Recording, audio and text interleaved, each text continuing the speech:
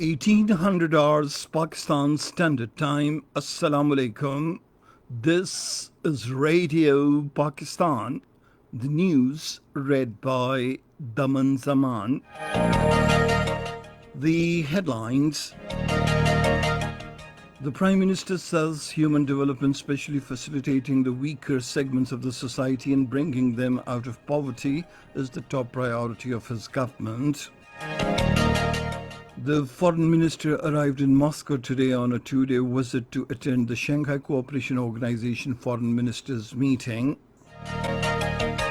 The defense minister has urged Japan to invest in the maritime and industrial sectors and promote economic activities through mutually beneficial partnership and CPAC.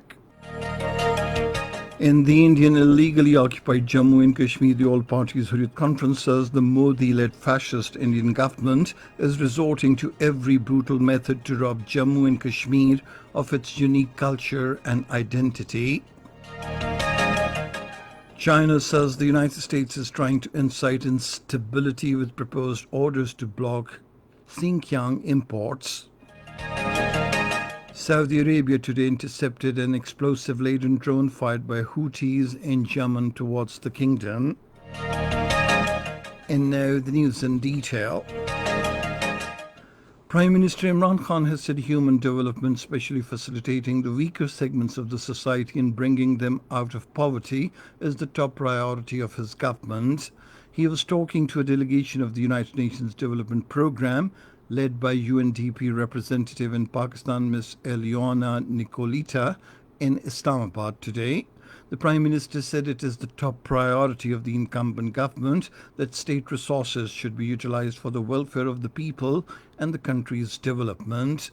He said his government and the United Nations Development Programme share the objectives, hence the government will provide all possible cooperation to UNDP to ensure accomplishment of the common goals. Appreciating Imran Khan's special interest in human development, Eliana Nicolita said Prime Minister's personal interest is helping the United Nations Development Programme achieve its goals. She thanked the Prime Minister for the government's support to the United Nations Development Programme. Earlier addressing a seminar on natural gas supply in Islamabad, Prime Minister Imran Khan directed to prepare a roadmap to steer the country out of the gas crisis. He pointed out that the indigenous gas reserves are depleting and the country is now importing gas. The Prime Minister said the big difference in the price of domestic gas and the imported gas is causing increase in the circular debt in the gas sector. He said subsidies should facilitate the poor lot. He thanked the independent power producers for renegotiating the contracts with the government. The Economic Coordination Committee of the Cabinet has approved continuation of concessionary rates of electricity and regasified liquefied natural gas for the export-oriented sectors. The advisor on finance and revenue, Dr. Abdul Hafiz Sheikh, chaired the meeting of the committee in Islamabad today. It has been worked out by the Power Division that for July-August 2020, the electricity to export-oriented sectors may be provided at 7.5 American cents per kilowatt hour all-inclusive, and thereafter at 9 American cents per kilowatt hour all-inclusive for the rest of the financial year 2020-2021. The committee also gave approval of formation of an advisory committee for the release of unsold spectrum for the next generation mobile services. The Foreign Minister Makhdoom Shah Mahmood Qureshi has arrived in Moscow today on a two-day official visit to Russia. Senior officials of the Russian Ministry of Foreign Affairs received the Foreign Minister at the Moscow Domodedovo airport. The Foreign Minister is paying the visit to Russia at the invitation of his Russian counterpart Sergei Lavrov to attend a meeting of the Council of Foreign Ministers of the Shanghai Cooperation Organization in Moscow tomorrow. On the sidelines of the SCO Council of Foreign Ministers meeting, the Foreign Minister will also meet foreign ministers of different countries. Bilateral relations and important regional and international affairs will be reviewed during these meetings. Earlier in the day, talking to the media before his departure from Islamabad, Shah Mahmood Qureshi said there are bright chances of promotion of bilateral relations and a possibility of long-term multidimensional partnership with Russia in future. The Defense Minister Parvez Khattak has urged Japan to invest in the maritime and industrial manufacturing sectors and promote economic activities through mutually beneficial partnership in the China-Pakistan Economic Corridor. Talking to the Japanese ambassador Kuninori Matsuda in Islamabad today, he appreciated Japan's cooperation in Pakistan's prosperity and development, commending Japan's role in promoting peace and stability in Afghanistan and South Asia. But Ruiz Khattak also emphasized that peace in South Asia is linked to a peaceful resolution of the Kashmir dispute.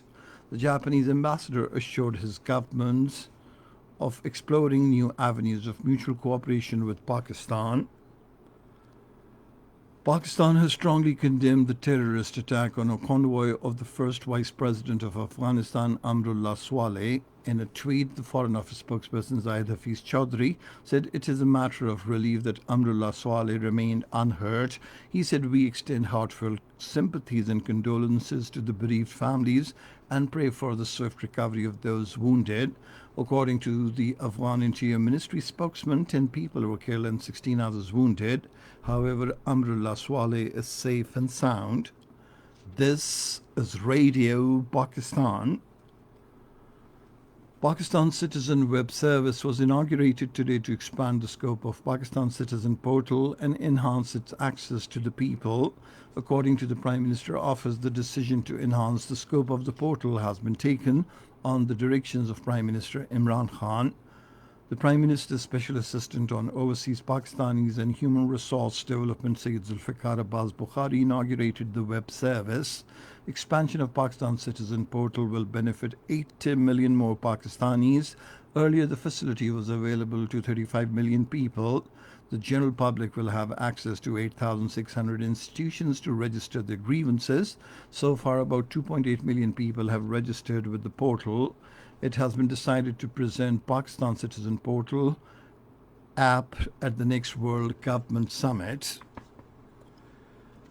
In the Indian illegally occupied Jammu and Kashmir, the All-Party Hurriyat Conference says Modi-led fascist Indian government is resorting to every brutal method to rob Jammu and Kashmir of its unique culture and identity through imposition of colonial laws like domicile law.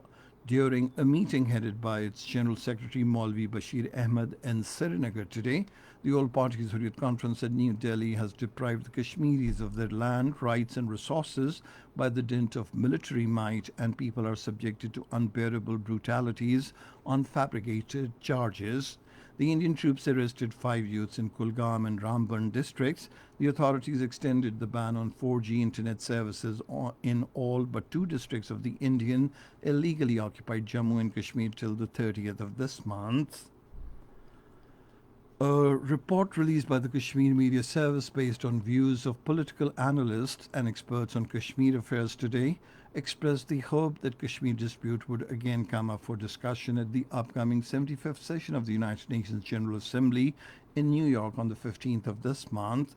The report said the world body would be informed of India's terrible plan of carrying out genocide of the Kashmiri people. China says the United States is trying to incite instability with proposed orders to block Xinjiang imports. Speaking at a daily news conference in Beijing today, the Chinese Foreign Ministry spokesman Zhao Liqian said the United States has no right or qualification to intervene. He said the American Customs and Border Protection officials have prepared orders to block imports of cotton and tomato products from Xinjiang over allegations dismissed by China. Saudi Arabia today intercepted an explosive-laden drone fired by the Houthis in Yemen towards the kingdom. In a statement, the coalition spokesman Colonel Turki al-Maliki said this is the second drone attack to have been intercepted by the coalition forces within 24 hours. And finally, the weather. Hot and dry weather is expected in most parts of the country during the next 24 hours. However, partly cloudy weather with chances of rain thunderstorm is expected in Upper Khyber Pakhtunkhwa and Gilgit-Baltistan. And that is the end of this news bulletin. For more news and analyses, log on to our website radio.gov.pk, and you can also watch the live video streaming of our bulletins on the link facebook.com/Radio Pakistan News Official.